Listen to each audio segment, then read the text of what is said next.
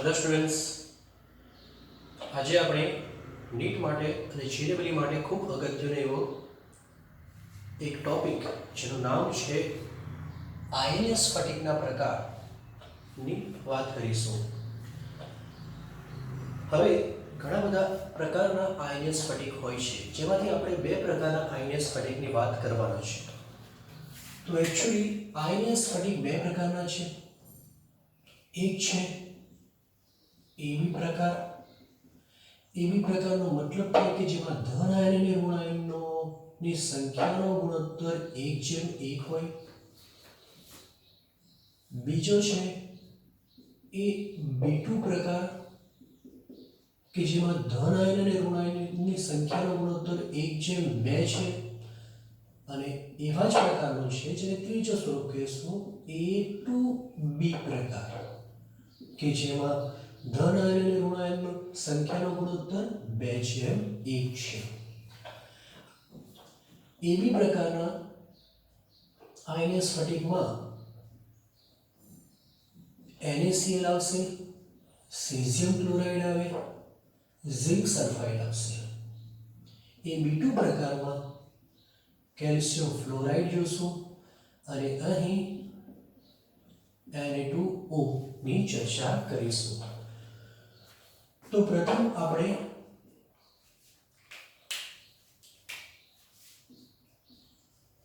એબી પ્રકારના આયનીય સ્ફટિકની ચર્ચા કરીએ, જેમાંથી પ્રથમ લઈ લઈએ NaCl પ્રકાર, અથવા તો એને જ કહેવામાં આવે રોક સોલ્ટ. આ ખૂબ જ અગત્યનું છે, સૌથી અગત્યનું હોય તો આ. હવે એનું સ્ફટિક બનાવવાના છે આપણે. કઈ માહિતી પરથી બને? તો લાસ્ટ લેક્ચરમાં આપણે ત્રિજ્યા ગુણોત્તર જોઈ ગયા, તો એ માહિતી પરથી બને. નોર્મલી અહીં ધન આયન અને ઋણ આયનનો ત્રિજ્યા ગુણોત્તર લગભગ 0.5 ની આસપાસ આવે. હવે જો 0.5 આવે તો પેલું ટેબલ હતું આપણી પાસે, તેમાં સવર્ગાંક કેટલો લખેલો હતો? તો સવર્ગાંક હતો 6 અને ઋણ આયનની ગોઠવણી કેવી હતી? અષ્ટફલકીય.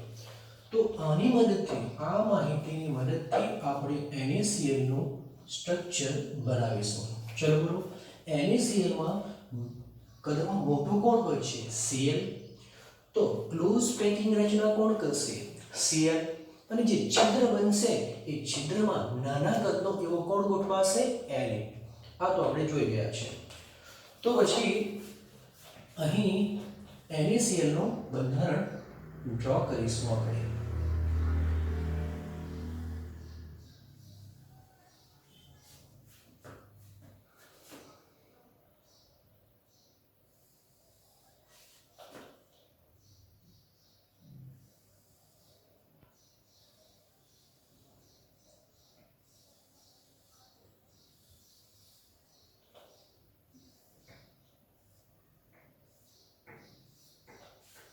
ઓકે, NaCl માં કોણ ક્લોઝ પેકિંગ રચના રચે? તો મોટા કદનો એવો Cl. અને તે કયા પ્રકારની આવવાની? સવર્ગાંક 6 છે, માટે એ રચના કેવી હશે? તો FCC. ટેબલમાં જોવાનું, બરાબર? ચાલો, તો સમજો કે આ Cl છે, આ Cl છે, આ Cl છે. આ બધા જ ખૂણાઓ પર Cl ગોઠવાયેલો છે. આ સિવાય બીજો Cl ક્યાં હશે? તો બરાબર ફલકના મધ્યમાં.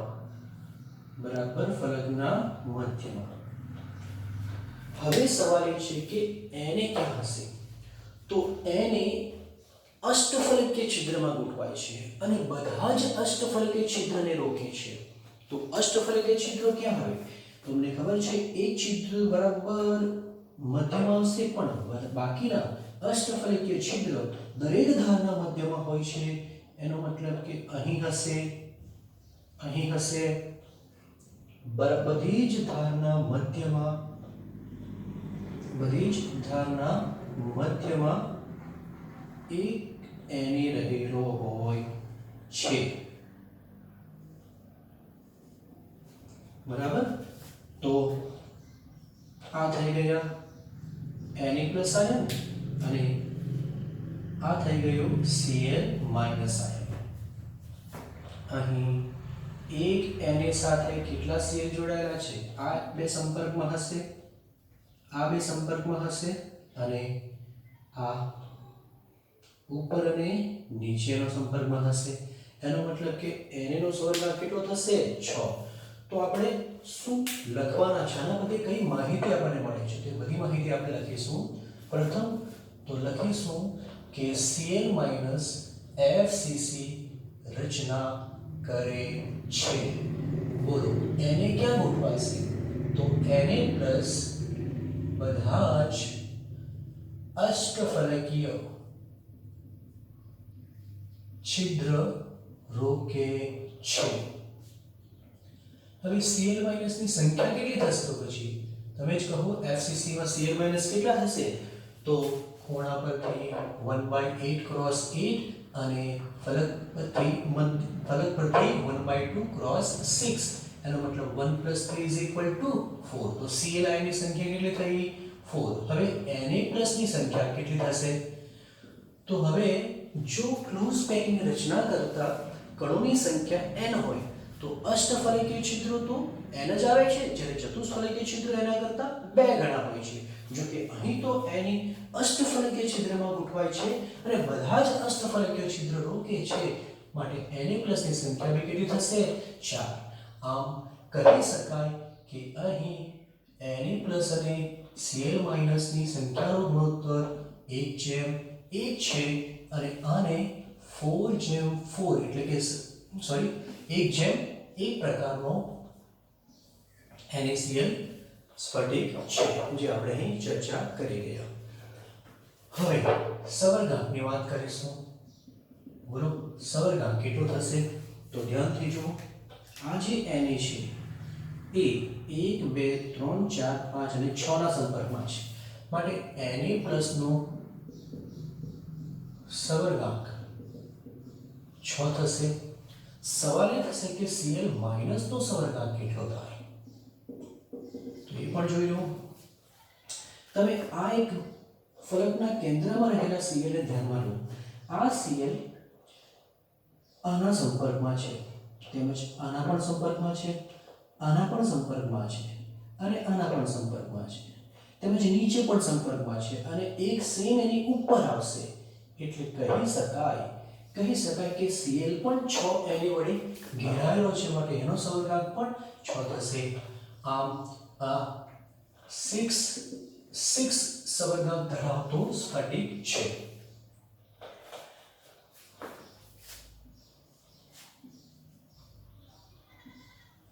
એકમ કોષ દીઠ અણુ કેટલા થશે? તો જરા ધ્યાનથી જુઓ. Cl ની સંખ્યા 4 આવી, Na ની સંખ્યા 4 આવી, મતલબ કે NaCl બનશે કેટલા? 4 અણુ. એનો મતલબ કે એકમ કોષમાં, એટલે કે આ જે કોષ છે એકમ કોષમાં અણુની સંખ્યા બને છે 4 NaCl. 4 NaCl ના અણુ આમાં હોય છે. બીજી થોડી માહિતી ભેગી કરી લઈએ. જો ધારની લંબાઈ a હોય તો અહીંથી અહીં સુધીનું અંતર a હોવાનું. પરંતુ તમે જોશો કે આટલેથી આટલું ઋણાયની ત્રિજ્યા, પછી વચ્ચે ધન આયન છે, પછી પાછો ઋણાયન છે. તો આ પ્રકારની રચના થઈ ગઈ. ઋણાયન, પછી ધન આયન અને પછી ઋણાયન, અને આપણે અહીંથી તે અહીં સુધીની લંબાઈ જોઈતી છે. તો આ ઋણાયનની ત્રિજ્યા, પછી પાછી 2 વાર ધન આયનની ત્રિજ્યા અને પછી પાછી ઋણાયનની ત્રિજ્યા. એનો મતલબ કે આ કિંમત a છે જે a બરાબર કેટલા થશે? તો 2 વાર ધન આયન અને 2 વાર ઋણાયન. આમ અહીંથી અહીં સુધીનું અંતર 2r પ્લસ અને 2r માઈનસ થશે. તો આ NaCl નો સ્ફટિક છે. હવે એક એના પરથી કયા પ્રકારનો ક્વેશ્ચન પૂછાય છે તે પણ આપણે સાથે જ જોશું. તો ક્વેશ્ચન છે કે NaCl ના 5 5.85 ગ્રામ દળમાં તેના એકમ કોષની સંખ્યા કેટલી? ફરી પાછા શું પૂછેલું છે કે NaCl ના 5.85 ગ્રામ દળમાં એના એકમ કોષની સંખ્યા કેટલી? તો આ ત્યારે જ ખબર પડે કે જ્યારે એક એકમ કોષમાં કેટલા NaCl ના અણુ રહેલા હોય છે. તો જરા ધ્યાનથી જુઓ, અહીં શું લખ્યું છે કે એક એકમ કોષમાં NaCl ના અણુ કેટલા હોય છે? 4. પ્રથમ તો આપણે મોલ શોધી લેશું. ચલો બોલો, જો મોલ કેટલા થશે? તો મોલ બરાબર દળ ભાગ્યા આણ્વીય દળ, અને એનું આણ્વીય દળ 58.5 જ આવે છે, માટે આ આન્સર આવશે 0.1. હવે જો 0.1 એનો આણ્વીય દળ આવે તો NaCl ની સંખ્યા કેટલી થવાની? NaCl અણુની સંખ્યા કેટલી થશે?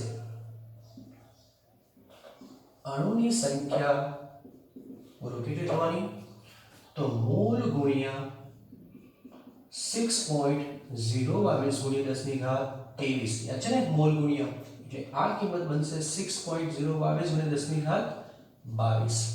હવે બરાબર ધ્યાનથી જુઓ, NaCl ના અણુની સંખ્યા મળી ગઈ, આપણને એકમ કોષની સંખ્યા જોઈએ છે. આપણી પાસે સંબંધ છે કે એક એકમ કોષમાં 4 NaCl હોય. તો હવે આપણે ઉલટું પદ માણીશું કે 4 NaCl માટે એક એકમ કોષ બને. 4 NaCl વડે એક એકમ કોષ હોય તો પછી આપણી પાસે 6.022 ગુણ્યા 10 ની ઘાત 22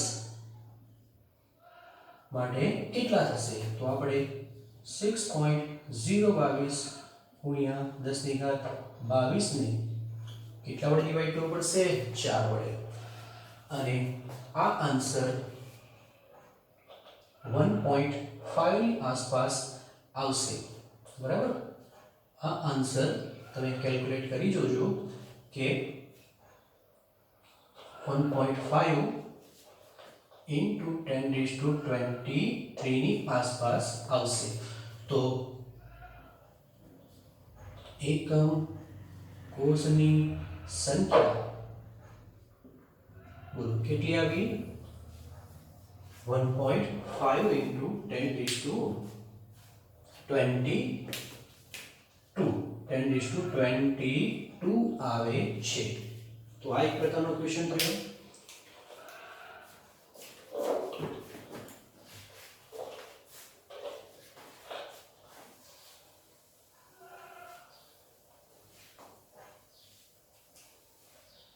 એક બીજો ક્વેશ્ચન જોઈએ કે AB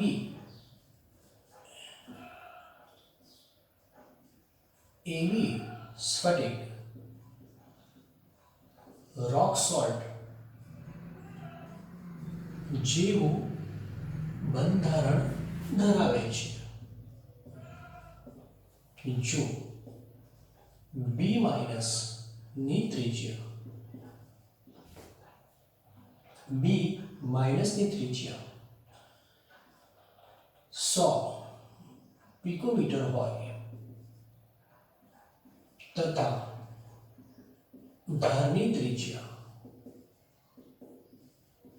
200 પિકોમીટર હોય તો A- ની ત્રિજ્યા શોધો. અગત્યનું છે, બરાબર ધ્યાનથી જો. અને આપણે અહીં રહેલી કઈ માહિતીનો ઉપયોગ કરીશું તે પણ તમારે ધ્યાનથી જોવાનું છે. રોક સોલ્ટ જેવું બંધારણ, એનો મતલબ કે NaCl જેવું બંધારણ, એટલે કે આ બધા જ ગુણધર્મો એને લાગુ પડે.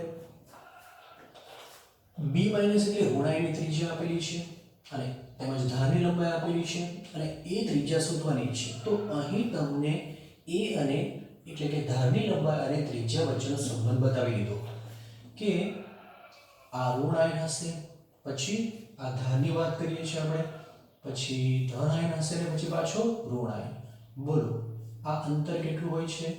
A, અને A બરાબર શું હતું? 2r + 2r - બરાબર કે નહીં? તો પછી આમાં આપણી પાસે બધી તો કિંમત છે. ચાલો એ કેટલા આપેલા છે? 200 પિકોમીટર. આપણે r પ્લસ શોધવાના છે. r માઇનસ કેટલા આપેલા છે આપણને? 100 પિકોમીટર. આ આપણે થોડા વધારે લઈએ. બરાબર, આપણે વધારે લઈએ. ચાલો તો કેટલા થવાના? ધાર તમને કેટલી આપેલી છે? 250. r પ્લસ શોધવાના છે અને આ થવાના 2r માઇનસ. જે કિંમત કેટલી છે? બોલો કિંમત કેટલી આપી છે? 100. રાઈટ. ચલો 250 2r પ્લસ અને આ થવાના 200. આ બાજુ જશે તો 2r પ્લસ બરાબર 250 માઇનસ 200 બચે કેટલા? 50 ને જેને 2 વડે ડિવાઈડ કરીએ તો આન્સર આવશે, એટલે કે ધન આયનની ત્રિજ્યા આવશે 25 પિકોમીટર. તો આ પ્રમાણેના ક્વેશ્ચન આમાંથી પૂછાય છે. હવે આપણે એક બીજો સ્ફટિક લઈ લઈએ.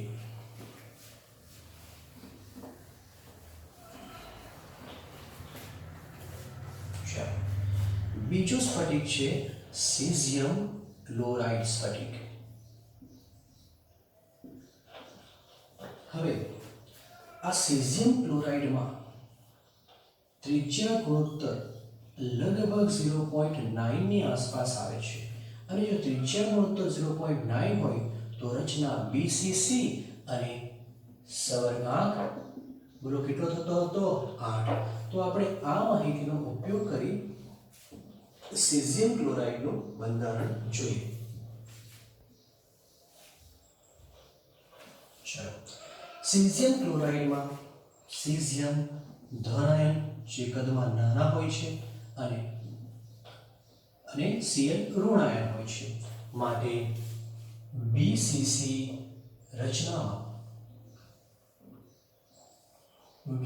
રચનામાં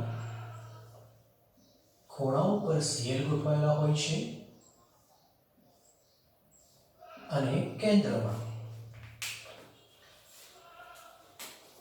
તો આ Cl છે, આ Cl છે, આ Cl છે, આ બધા જ Cl છે. અને બરાબર કેન્દ્રમાં એક કોણ હોય છે? સીઝિયમ. તો આ સીઝિયમ છે.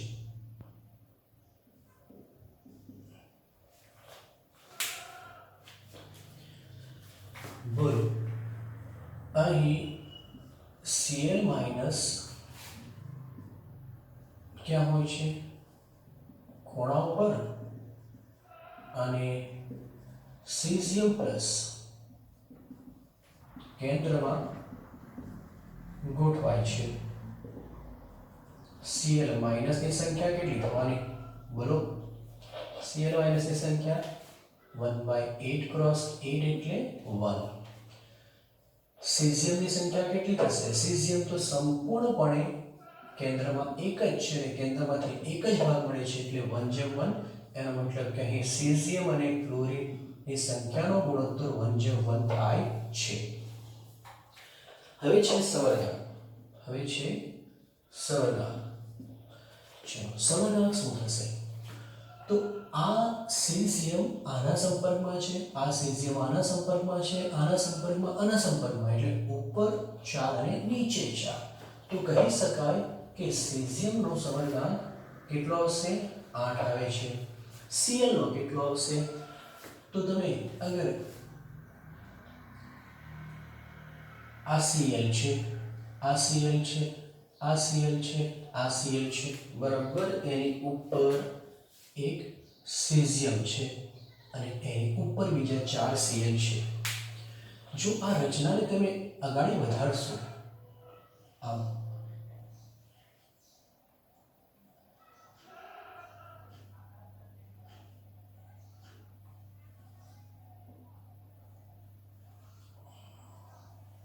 તો તમને ખબર પડશે કે અહીં એક બીજો સીઝિયમ આવશે, અહીં એક બીજો સીઝિયમ આવશે, અહીં એક સીઝિયમ આવશે.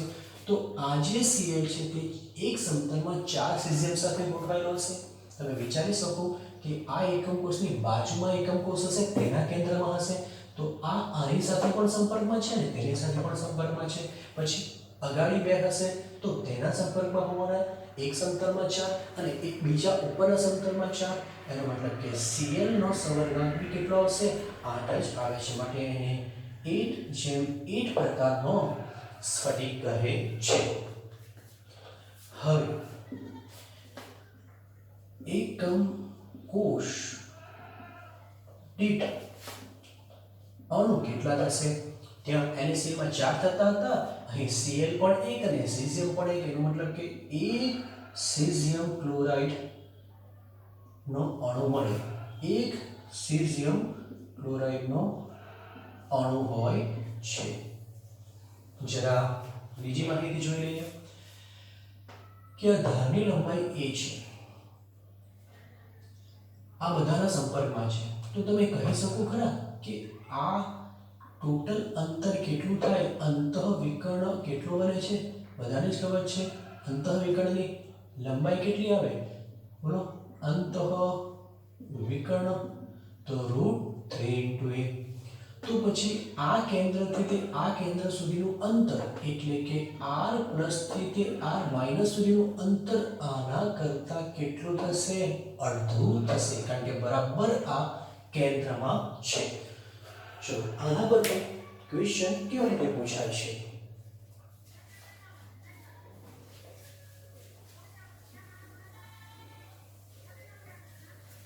તો ક્વેશ્ચન છે કે cesium ક્લોરાઇડ ના સ્ફટિકમાં ધારની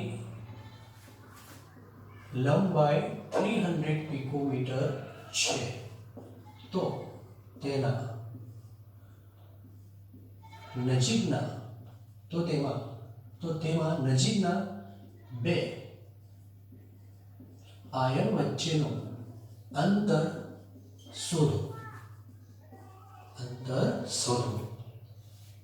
નજીકના બે આયન એટલે કયા આને આ તો સંપર્કમાં છે નથી માટે નજીક તો કહેવાય નહીં આને આ જ સંપર્કમાં છે માટે આ જ નજીક છે અને હમણાં જોઈ ગયા કે અહીં cesium ધન આયન અને ઋણ આયન વચ્ચેનું અંતર એટલે કે r+ અને r- બોલો જવાબ કેટલો હતો √3 × a/2 તો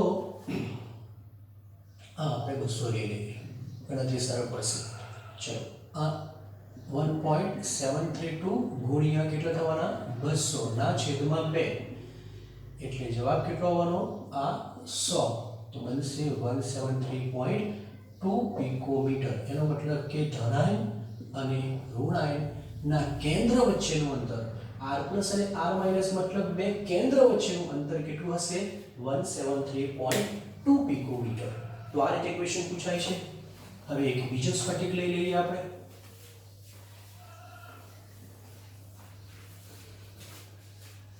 ત્રીજો છે ZnS જેને ઝિંક બ્લેન્ડ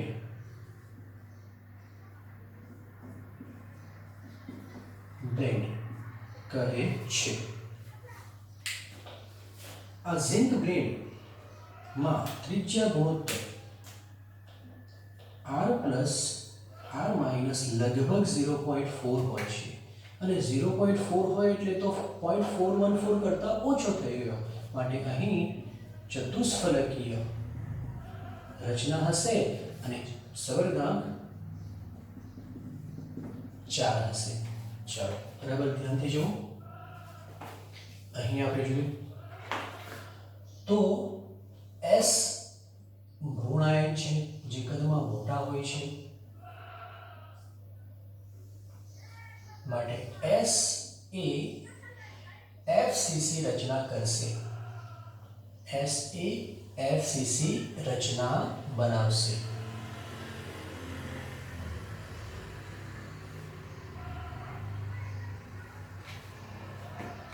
S છે આ બધા S છે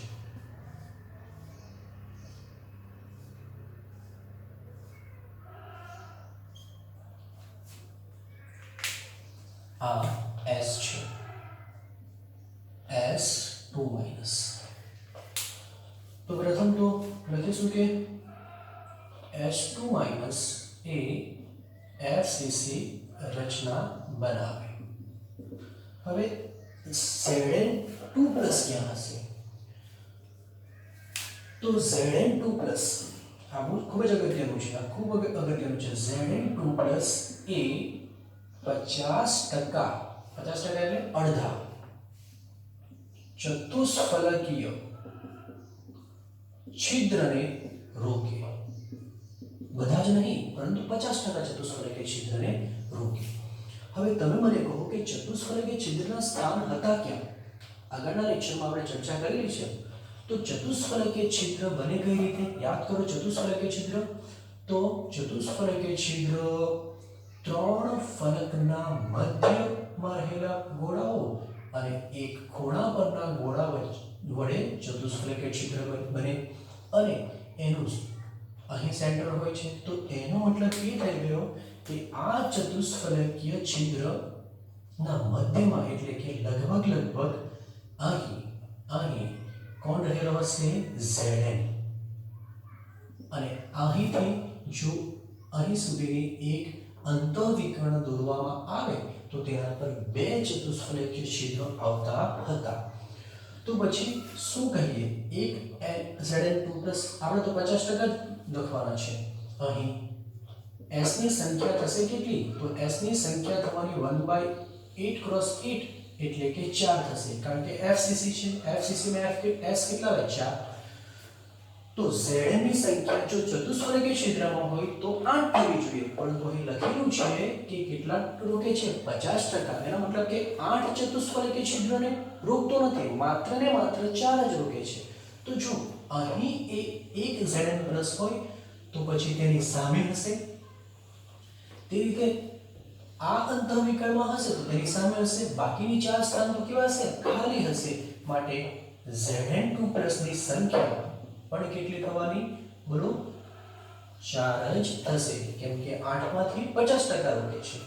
માટે આ પણ બોલો કયા પ્રકારનો થયો? 1:1 પ્રકારનો થાય છે. અહીં કેન્દ્ર અને આ વચ્ચેનું અંતર કેટલું થશે? બોલો. તો અહીં ધન આયન અને સવર્ગાંકની વાત કરી લેશું.